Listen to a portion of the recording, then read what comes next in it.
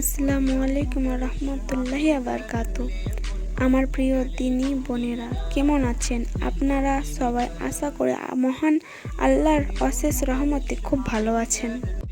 কাজা রোজা, যে সমস্ত কারণে রোজা নষ্ট হয় এবং এর ফলে কেবল কাজা আদায় করিতে হয়, অর্থাৎ একটি রোজা পরবর্তী একটি রোজা রাখতে হয়, সেটি কাজা রোজা বলে গণ্য হবে।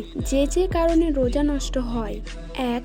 নাক ও কানের মধ্যে ওষুধ দিলে যদি তা মস্তিষ্কে বা পেটে পৌঁছে যায়। 2. ইচ্ছাকৃত মুখ ভর্তি বমি করলে। 3. কাঁকড় বা কোনো অখাদ্য বস্তু গিলে ফেললে। 4.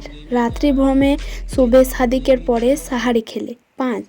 ভুল করে সূর্যাস্তের পূর্বে ইফতার করলে। 6. কারো জবরদস্তিতে পানাহার করলে। 7. ছোলা বা তার অধিক পরিমাণ খাদ্য দাঁত থেকে বার করে খেলে। 8. ভুলবশত খাবার পর রোজা নষ্ট হয়ে গেছে ভেবে পুনরায় খেয়ে নিলে।